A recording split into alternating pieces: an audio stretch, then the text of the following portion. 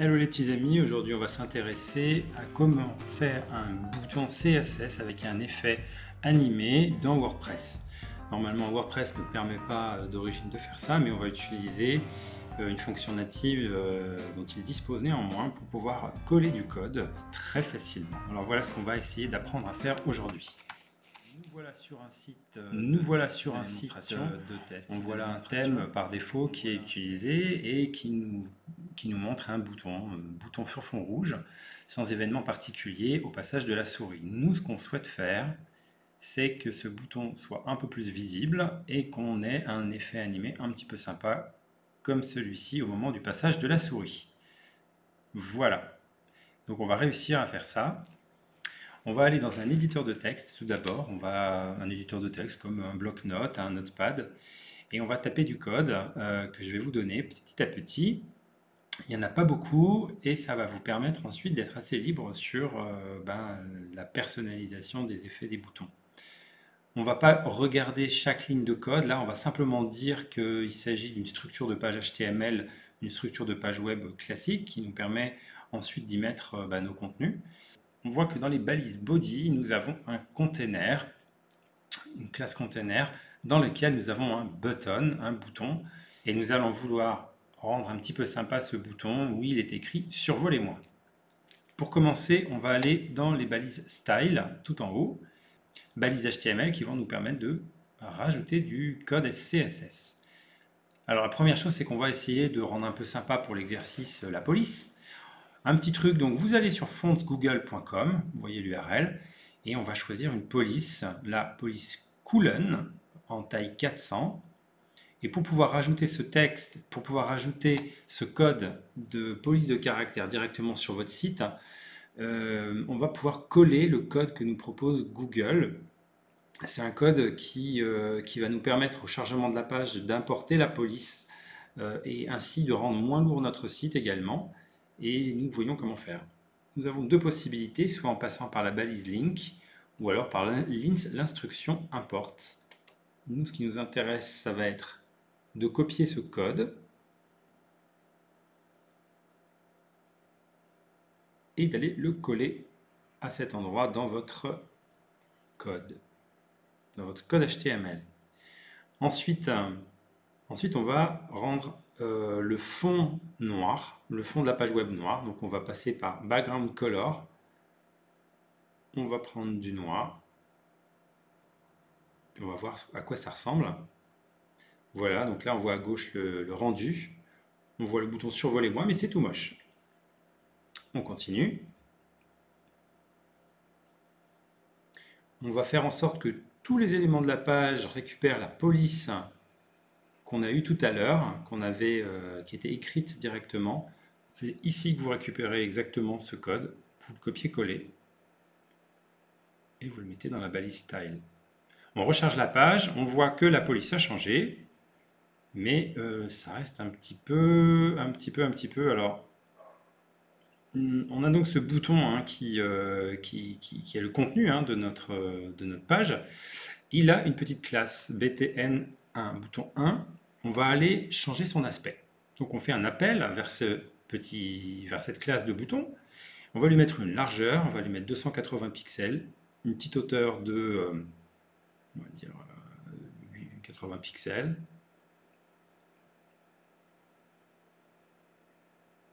On va lui mettre une petite bordure de 2 pixels d'épaisseur. On écrit solid white, donc couleur blanche.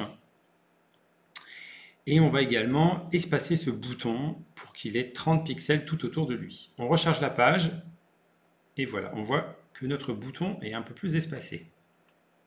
On voit également la bordure qui est apparue. On va maintenant mettre une couleur de fond à notre bouton. On va lui mettre une couleur un peu jaune, gold, très bien.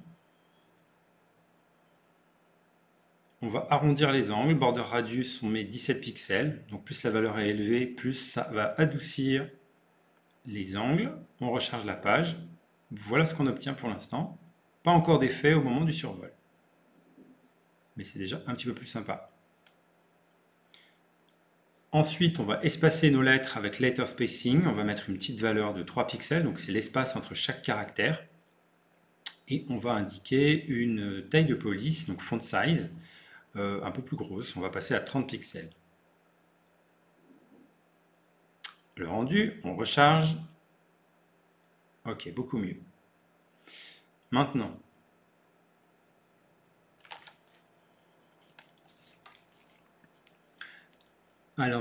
on va s'intéresser à ce qui va nous permettre de faire l'animation. On va définir une espèce de bordure intérieure cachée.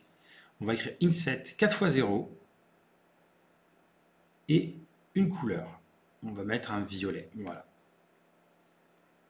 Alors, quand on recharge la page, on ne verra pas la différence à gauche. Par contre, dans le code en bas à droite, on voit qu'on a bien cette nouvelle instruction box shadow, mais pas d'effet.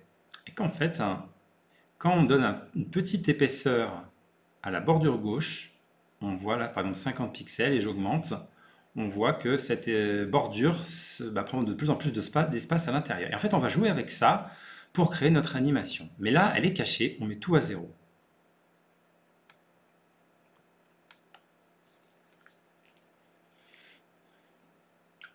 Pour permettre d'avoir une animation fluide, on va utiliser transition et on va donner un effet ease in out, par exemple. Donc ease in, on le passe à 0,3, donc ça va être la vitesse au moment du survol. Et tant qu'on est à 0 pour l'instant, là on est à 130 pixels par exemple.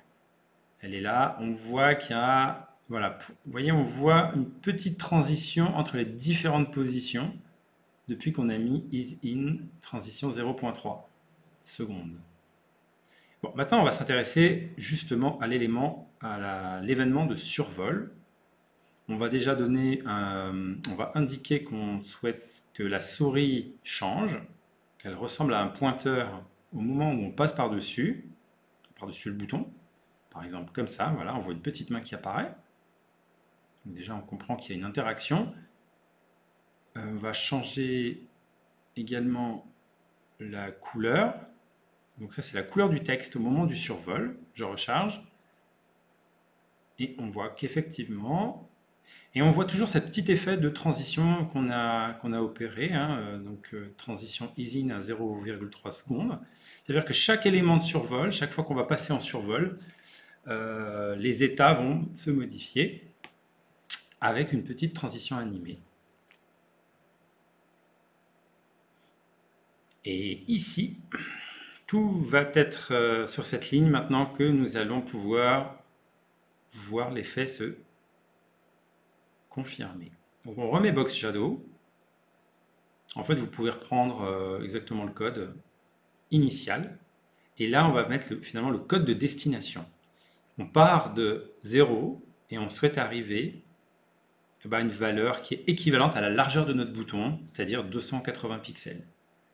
Et ainsi, cette bordure va recouvrir sur toute sa largeur à l'intérieur en violet l'élément bouton. On recharge et la magie opère. Donc on est à 0 caché, la bordure est cachée à 0 et elle va aller recouvrir jusqu'à droite le bouton. Voilà, c'est terminé. En quelques lignes de code, nous venons de faire un effet CSS. Alors maintenant, cet effet CSS, on l'a fait hors de WordPress, on l'a fait dans un bloc-notes et puis on l'a chargé directement sur un site pour que cette page fasse apparaître ce bouton. Nous, ce qu'on souhaite, c'est pouvoir faire ça pour tous les boutons dans, par exemple, notre site web. On souhaite que cet effet soit appliqué. Alors, on va aller se rendre de nouveau donc, dans notre site de démonstration et on va regarder où cliquer et quoi faire. On va aller cliquer sur Personnaliser, le customizer de WordPress, et on a une colonne à gauche qui apparaît. Dans cette colonne, nous allons chercher... Dans la colonne à gauche, nous allons chercher CSS additionnel. Voilà, là, on va cacher l'intitulé. Voilà, fermé. Et c'est ici qu'on va coller notre code. Alors, on va rechercher notre code dans le bloc-notes, mais par contre, on va s'intéresser uniquement au button. pas au reste du code qu'on avait mis qui était là pour enjoliver. Mais là, nos boutons sont déjà dans une page avec déjà des styles qui sont présents. Alors par contre, ce qu'on va faire, c'est qu'on va donner une instruction qu'on appelle, qu'on écrit important avec un petit point d'exclamation. Après chacune des instructions, des éléments de code en fait qu'on a écrit tout à l'heure. Pourquoi? Parce que votre thème dans WordPress a déjà des styles. Et pour pouvoir prendre l'ascendant, c'est une forme de surcharge, on appelle en code, d'override. Ça va nous permettre en fait d'écraser, de donner une priorité supplémentaire à ce code qu'on va coller, de sorte à ce qu'il vienne prendre la priorité, tout simplement sur tous les styles qui sont déjà présents dans notre thème WordPress. Alors on récupère, copier, coller ce code, on copie, et nous allons simplement le coller à gauche.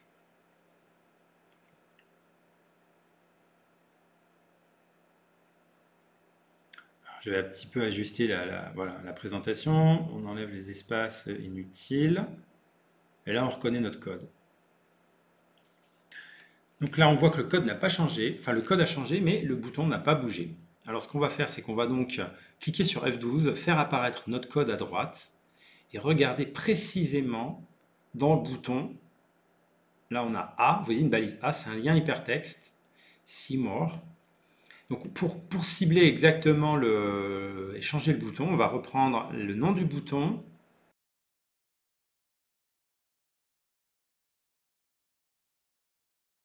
Et lui indiquer ensuite, donc c'est un A qu'il faut rajouter. On rajoute un petit A. Idem là, espace A. Et quand on passe par-dessus, l'effet est appliqué. On voit qu'il manque le noir qu'on avait à l'origine. Donc on va rajouter le texte noir. Voilà, avec un important. Cette fois-ci, on a bien le texte qui passe du blanc au noir. Alors on descend dans notre site et on va voir qu'il y a d'autres boutons, mais qui ne sont pas touchés. Donc ça, c'est un cas pratique dont on va trouver une solution, pour lequel on va trouver une solution. Donc de la même manière, comme je vous disais tout à l'heure, vous regardez les noms qui sont les noms HTML de vos boutons à l'intérieur. Donc là, on voit par exemple qu'un de ces noms, c'est Estia Subscribe Button.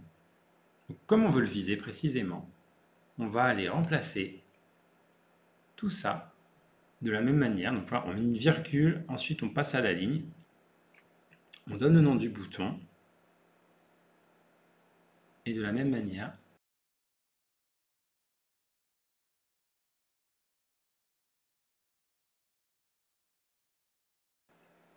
et voilà. Ça fonctionne de la même manière. Notre code, en fait, fonctionne pour tous ces boutons. On continue, on descend. On voit qu'il y a encore un bouton qui a un nom vraisemblablement différent. On clique sur cette petite icône, on regarde le code qui y correspond. Et là, on trouve son petit nom à côté de classe. Et là, c'est WP Forms Submit. On fait pareil, maintenant vous avez compris. Vous rajoutez une ligne après une petite virgule, vous mettez son nom. On voit que le code commence à être appliqué.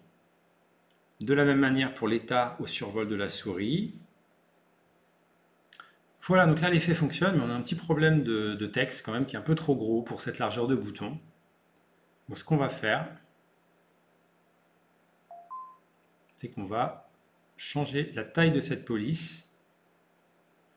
Le problème, c'est que, vous voyez, tous les autres boutons, du coup, comme ils partagent le même code de style, ont un peu la même taille de police. Ça, c'est moins joli.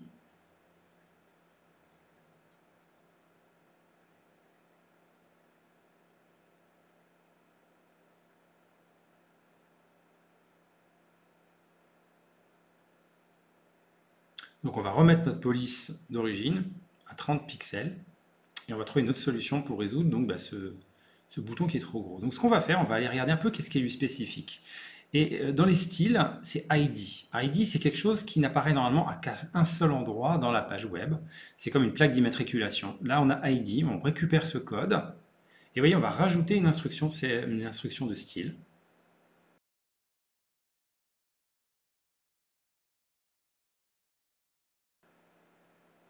Et voilà, donc on lui change la police. On va mettre par exemple une police de 18 pixels. Important. Alors, ça ne marche pas parce que je me suis trompé. Vous voyez, j'ai mis un point et en fait, il faut mettre un dièse. Quand c'est un ID, voilà. Quand c'est un ID, on doit mettre un dièse. Quand c'est une classe, on met un point. Et là, ça fonctionne. Donc, spécifiquement, on a un bouton en bas avec ce nom qui a une police un petit peu plus petite. Les autres ont gardé leur police. Voilà, c'est terminé. J'espère que ça vous a plu. N'oubliez pas de vous abonner sur la chaîne pour avoir d'autres tutos comme ça. Encore une fois, si ça vous intéresse de créer des sites web, suivez-moi. À bientôt.